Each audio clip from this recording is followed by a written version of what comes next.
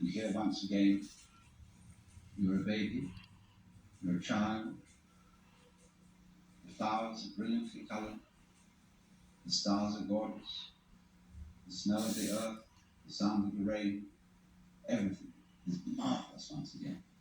And once again you see the other, the man, the woman that you love.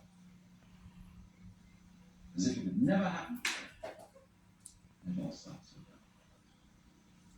And as it goes on, it gets more and more intense. All the problems get more and more problematic. And you find you're wrestling with something you can't control. You've got to control it, but you absolutely can't control it, like all the problems of the world at the present time. The whole scene is completely out of hand. And we feel we're going to our doom, because we're going once again towards the birth of a star, which is the most creative thing there is. Now, if you think about this for a while, you see, I put forward 3 fantasies, all of which have a cyclic one. We reproduce, not only biologically, but we reproduce artistically, technically. So, just for a moment, I want to put in an aside about biological reproduction. See, I now think back to my grandfather, whom I knew fairly well. He was, when I was a little boy, he was something extraordinary. He looked like King Edward VII. He was a very, very ugly man, with a little goatee beard. He didn't have sideburns like this, and he had shorter hair. Very ugly, dressed beautifully. And I thought, he was the very image of God. Now here I am, the same age as he was when I first knew him. And I have 5 grandchildren. And I'm sort of no longer impressed by grandfather. I know, here I am. I'm one of them too. And this is the same idea, you see, of the realm. That we are almost perpetually in the same place, as the French proverb says, plus ça change, plus c'est la même chose. The more it changes, the more it's the same thing. Well, that means then, you see, that existence, the feeling of being, is a sort of spectrum. Just as light is at one end red and at the other end violet. And you have to have these extremes in order to have color at all, in order to know light.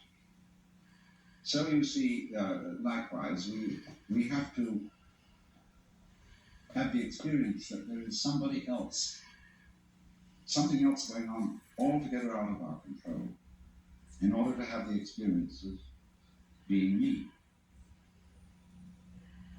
And so in order to feel good, feel that life is worthwhile, that existence is worth going on, in order to bring out that feeling, just as the red brings out the violet, there has to be in the back of our minds, maybe very far away, the comprehension that there is something that could happen that absolutely mustn't happen, that is the horrors, that is the screaming meanings at the end of the line.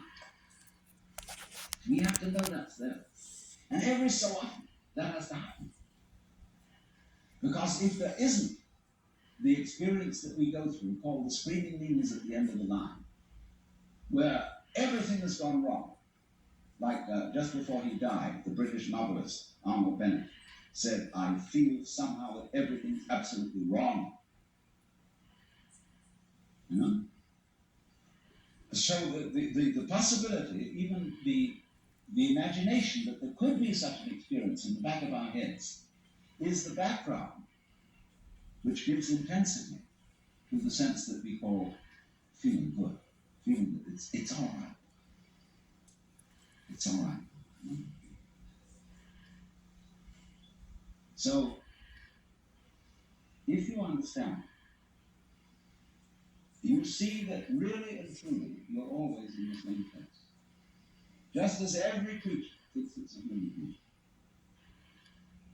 And as just every being turns out to be a reproduction by some interesting technology, whether it's electronic or biological, makes very little difference.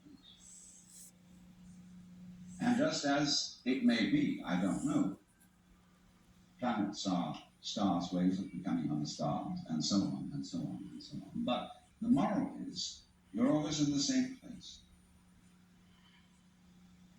And what is that place?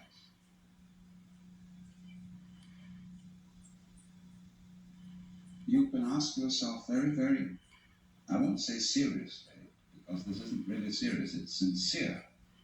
Ask yourself very sincerely, if that is so, if, in other words, the place in which you are now is the place where everything and everybody else really is, only there's an arrangement to pretend that you ought to be somewhere else.